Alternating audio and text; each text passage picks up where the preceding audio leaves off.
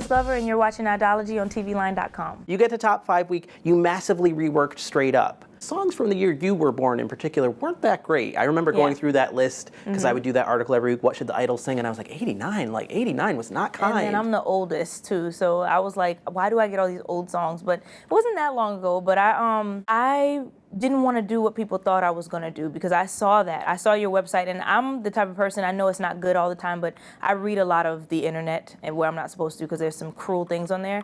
But someone said that I was most likely going to sing If You Don't Know Me By Now. Okay. And that's the reason why I didn't do it. Nice. Just because they said that I was going to do it. That's why I chose not to. But the producers and stuff was like, do this song, it's like gospel. No, that's why I don't want to do it. Right. So I thought of it, and Janelle did help me with the song, and she said, well, what about Straight Up? And I listened to it, and I was like, you know, there's some things I could do. So I had them set it up as if it was just a jam session with me and my friends. Like, that's why I walked around at the beginning and pointed at everybody like, hey, we're having fun. Like, I wanted to bring that laid-back feeling to it. Did you expect Paula Abdul to come popping out of the back on Results Night? No, I did not expect her to. And Randy was saying, oh man, I tried my hardest to get in touch with her. She wouldn't reply. Like, my feelings were hurt. I was like, oh my gosh, she doesn't want to come see me? Wow. And then she like popped up behind me. I saw like her little red dress behind me. Oh my God. Speaking of popped out of the back, you had Drake the following week. I'm sorry I couldn't be there, though. Tell me about that song choice. To me, that was a very risky song choice and a very risky rearrangement. I don't think you got any credit for what you did with that song. I told him on Twitter that I was doing it, so he said he would be watching. And I must admit that there were a lot of runs in there that I put in, that I planned to put in there, simply because I knew that he was watching and I wanted to do it justice. So I think it was a little bit overbaked in my opinion, and I can say that, but I think the arrangement was pretty cool, like if I must say so myself, because he's a rapper.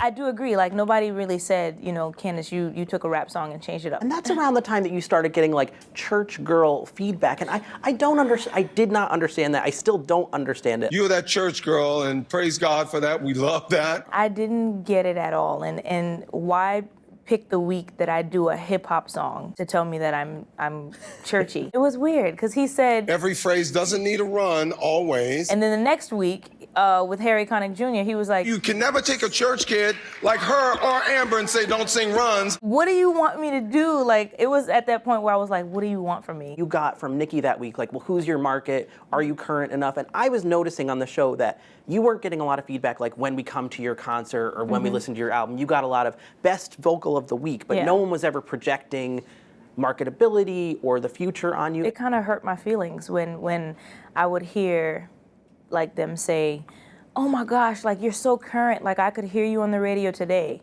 And then they tell me that my vocals are cool, but what does marketable mean? What do I need to do? Like, do I need to lose weight? Should I wear my hair a different way? Like, I really didn't know what to do. And then the next week when she told me like, I can now see Candice, a current R&B singer right now. Right. I don't know if you lost weight, but baby girl, you look good. I was confused, but I don't know. It was weird. As an artist yourself, to come out with Don't Make Me Over and I Am Beautiful might be a message not only just for yourself to naysayers in the music business, but to everybody who faces that in life for whatever reason. I get tweets all the time from like 13-year-old girls that say, you know, I have a pimple on my face, or I'm not this big, but your song, like, it helps me realize, like, even when you say I'm not, like, I'm beautiful. We get to Top 4 repeat week. Talk to me about You've Changed, because the vocal on that, I mean, you know, you guys were under a lot of pressure with Harry Connick as your mentor. He seemed like a tough mentor. He definitely was, and I when I sang it for him, he wasn't impressed. Not to say like I'm like cocky or conceited, but he didn't react the way that everybody else did. So I was like, oh my gosh, did I suck? Like, what should I do better? But at the same time, I was looking forward to his critique, because growing up, I didn't have that critique because there weren't a lot of musically inclined people in my family, like, to tell me the truth. I would sing it like the tune is. Just sing it. The runs that I had in there, I took it out, and there were barely any runs in that song. There weren't a lot at all. But there was a lot of jazzy influences in there, and that's like my favorite thing to do. Some of the places where you took the melody even at the end, and you know, you would blast through like that, You've Changed, and then the sparkle in your eye is gone so small.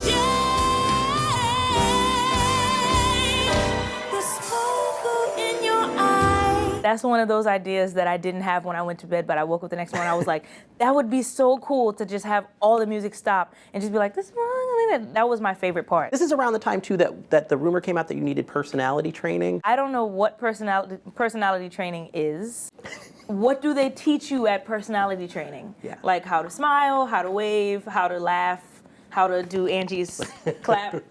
Like, I don't know what that meant, but I tweeted MJ and I was like, oh, be right back, gotta go to personality training, because that's how ridiculous it sounded. One thing they should have done on the show, to me, is sent the producers for like how to build top 3-week training, because you guys didn't get to pick your own song. It was a choice, and then they took it away. So it was like, okay, there's gonna be Jimmy's choice, there's gonna be Judge's choice, and it's gonna be your choice. So I was like, oh my gosh, I wanna do Bound to You. Bound to You by Christina Aguilera is one of my favorite songs, and I did it on YouTube, and it had like a lot of good, feedback. So I said, and I tried so hard to get that song cleared so I could do it, and it finally did. So I was like, okay, I have to do this song. Then I get to rehearsal, and they're like, oh no, there's no contestant's choice anymore, there's producer choice. And I was like, what is happening? Can I just please, I wanted to do Bound to You before the season ended, and I was like, okay, it looks like I'm not gonna get to, but we got the message that she cleared it like just for me. Yeah. Just for me, and that made me feel amazing, because the reason why I wanted to sing was because I grew up in that Britney Spears, Christina Aguilera type of season where everybody wanted to be like them. So that's really why I started to sing, to be honest. And for her to do that for me, like, it felt great, and then I couldn't even do it. We get to top 2 week. Let's just talk about I Who Have Nothing. The daringness and the risk taking to go a cappella for that long. Mm-hmm. I who have no one. Were you scared? I was definitely scared. I'd never sang in front of 7,000 people before. Nothing to give you, but for some strange reason, I was less nervous than I was at the first, place that we sang, because you can't see every single face in the 7,000, but you can see all the people watching you before, and the judges are like from me to you right now. So I was super nervous, and starting a cappella, but at the same time I wanted to do something different, because I told them, I said, I don't want to do the same runs, I don't want to have the same staging, and I said, can I start with no music, please? And they said, okay. I was like, let me do like a whole verse like with no music, but when I got to rehearsal, I said, I don't think this is a good idea. But then I kind of didn't have a choice, because the band was already, prepped for it. So I had to go with it. But I think it turned out good. I Am Beautiful. That was a co-write of yours, I believe you revealed on Twitter? I said that on Twitter, but can I just please tell you that I don't think that's true, because I had a hand in what I wanted the song to say. Okay. But I didn't like write a lyric. Okay. But they, we've been meeting with songwriters, and they said, okay, tell me about your life or whatever. And I said, I've been through not feeling beautiful, and then like having this stupid boy that didn't treat you good, and then meeting like the perfect boy ever, and then like having him make you feel so beautiful that you don't care about that idiot guy. Right. So I told him about that, and that's how I Am Beautiful came about. But I didn't write like a lyric. So can I just please put that out there? Because on every website they were like, Candice said she had like she co-wrote it, and I was like, okay, let me put that out there. Inspired by Candice Yeah, Glover. I inspired what the song said, but I did not write the song.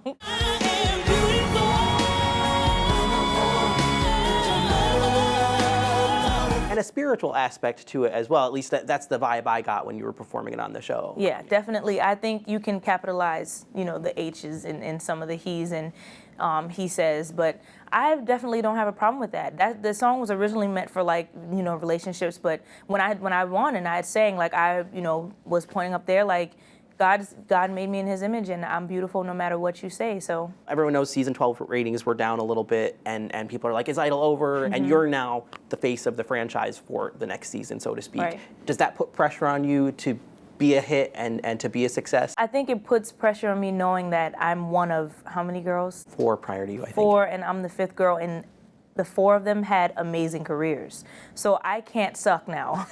Like I have to make sure that I do what I can to have a good career. Last question for you, the duet on finale night. It was so epic and insane. Did you know it was going to be that insane? No, I called the vocal coach like 30 minutes before the performance and said, can we please practice one more time? I'm going to make a fool out of myself. I cannot get up there and sound bad when I sing with Jennifer Hudson. She's epic, like all by herself. So he was like, I'm sorry, but we don't have time. So whatever you do, like whatever you practice, like that's just what you're gonna have to do. So right before we got on and Ryan was like talking to my parents, I was running the lines in my head, and I was like, you know what, I have to do a good job.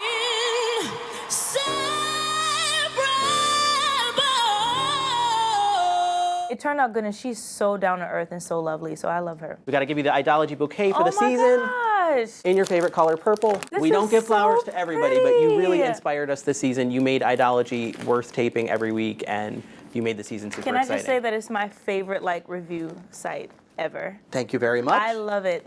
Thank you so much, seriously, for this. Oh my gosh, and it's purple, matches my hair. Hi, I'm Allison Brie. And I'm Joel McHale. And subscribe to ENT-TV.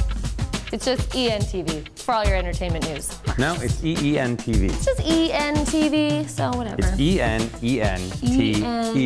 ENENTEVE.